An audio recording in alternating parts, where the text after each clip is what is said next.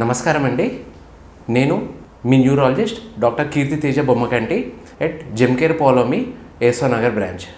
ఈరోజు మనము ఒక న్యూరాలజిస్ట్ అంటే న్యూరోఫిజిషియన్ అసలుకి ఏ పార్ట్ ఆఫ్ ద బాడీని చూస్తారు అని ట్రీట్ చేస్తారు అనేది వివరిస్తున్నాం.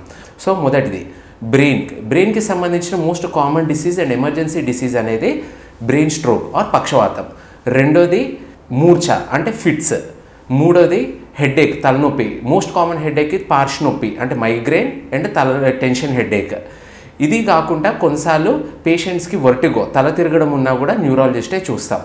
ఇవి మెయిన్ 4 బ్రెయిన్కి సంబంధించిన డిసీజెస్. ఇవి కాకుండా కొన్నిసార్లు చాలా rare diseases of the brain like Parkinson's disease అంటే పేషెంట్కి ట్రెమర్స్ వణకడం కానివ్వండి స్లోనెస్ అనేది ఉంటాయన్నమాట. వీటితో పాటు కొంతమందికి డిమెన్షియా అంటే మతిమరుపు ప్రవర్తనలో తేడా అనేది కూడా ఉంటుంది. ఈ రోగాలు కూడా న్యూరాలజిస్ట్ చూస్తారు.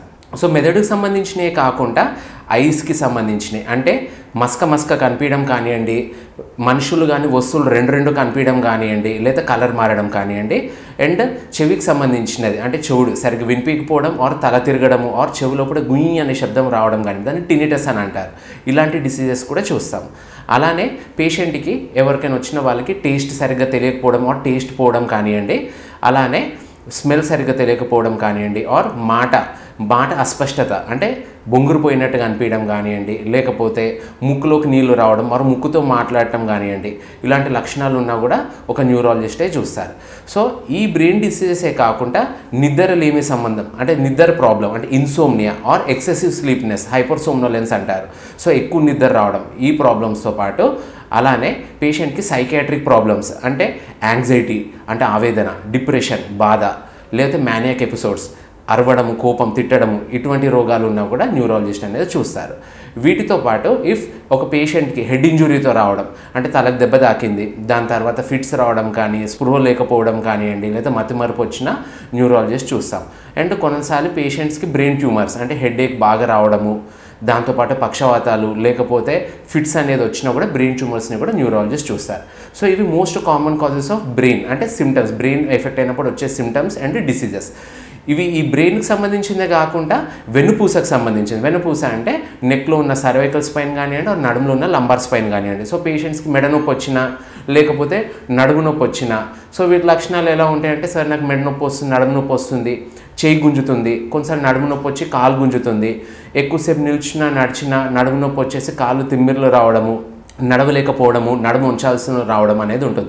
వీటికి మోస్ట్ కామన్ కాజెస్ ట్రామా అంటే కింద పడినప్పుడు దెబ్బ తాకడం కానివ్వండి, లేకపోతే లంబార్ స్పాండైలోసిస్ ఏజ్ రిలేటెడ్ పేషెంట్స్లో వెన్నుపూస అరుగుదల కానివ్వండి ఆర్ యంగ్ పేషెంట్స్లో డిస్క్ ప్రొలాప్స్ అంటే డిస్క్ బయటికి వచ్చేసి డిస్క్ వెన్నుపూసని కానీ నరాలను కానీ ఒత్తుతాయి. సో ఈ వెన్నుపూసకు సంబంధించిన ప్రాబ్లమ్స్ కూడా న్యూరాలజిస్టే చూస్తారు. సో ఇప్పుడు మెదడు వెన్నుపూస కాకుండా నెక్స్ట్ వచ్చే పార్ట్ ఏంటంటే నరాలకు సంబంధించింది. సో నరాలకు సంబంధించిన ప్రాబ్లమ్స్ అంటే ఇప్పుడు మోస్ట్ కామన్ మీరు రీసెంట్గా పూణేలో ఒక అవుట్బ్రేక్ వచ్చింది గులియన్ బెర్రీ సిండ్రోమ్ అనేది. సో సడన్గా ఏమైనా బయట ఫుడ్ తిన్నాక కానివ్వండి కామన్ కోల్డ్ వచ్చాక కానివ్వండి కాళ్ళు చేతులు తిమ్మిర్లు రావడము, ముద్దుబారిపోవడం, కాళ్ళు కదలపలేకపోవడము, పెరాలసిస్ వచ్చినట్టు అనిపిస్తుంది అనమాట. సో ఇది వెన్నుపూసకు సంబంధించిన ప్రాబ్లం. ఇవి కాకుండా మోస్ట్ కామన్గా మనం బయట చూసే వెన్నుపూసకు సంబంధించిన ప్రాబ్లమ్స్ అంటే neuropathy. It can be secondary to diabetes ఉన్న వాళ్ళకి వస్తుంది, ఆల్కహాల్ తాగే వాళ్ళకైనా వస్తుంది or pure vegetarians with B12 deficiency ఉన్న వాళ్ళకి వస్తాయి.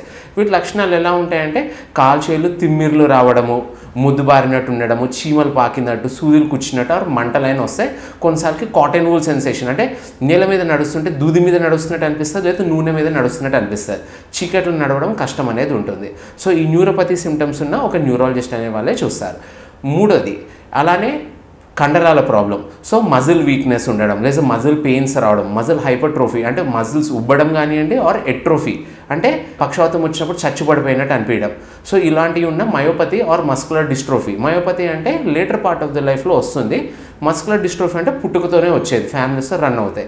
సో మెయిన్లీ ఒక న్యూరాలజిస్ట్ ఆ న్యూరోఫిజిషియన్ చూసే డిసీజెస్ ఏంటంటే బ్రెయిన్కి సంబంధించిన ప్రాబ్లమ్స్ కానివ్వండి, మెదడు ఆర్ వెన్నుపూసకు సంబంధించిన ప్రాబ్లమ్స్ కానివ్వండి, లేకపోతే నరాలకు సంబంధించిన ప్రాబ్లమ్స్ కానివ్వండి ఆర్ కండరాలకు సంబంధించిన ప్రాబ్లమ్స్. సో ఇప్పుడు నేను చెప్పిన రోగాలు కానీ ఈ లక్షణాలు కానీ మీకు తెలిసిన వాళ్ళకి కానివ్వండి, మీ తెలిసిన రిలేటివ్స్ ఆర్ ఫ్రెండ్స్కి ఎవరికైనా కనిపిస్తే వితౌట్ ఎనీ లేట్ ఇమీడియట్లీ మీ దగ్గర ఉన్న న్యూరాలజిస్ట్ని కలవాలి.